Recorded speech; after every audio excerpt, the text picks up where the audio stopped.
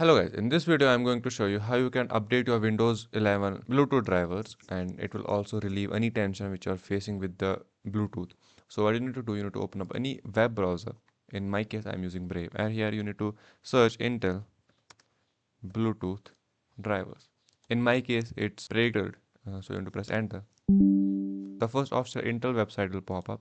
Click on it, and here you will see available download. Go on download and agree on the terms, and choose the pathway where you want to download it. After the download is done, click on it, and here press yes, press next, and let this be finished, and press next.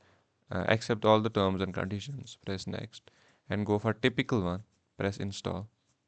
After the installation is done, press on finish, and open up your Bluetooth, turn it on, and it will be updated, and also your problems will be fixed which you are facing. Thanks, have a nice day.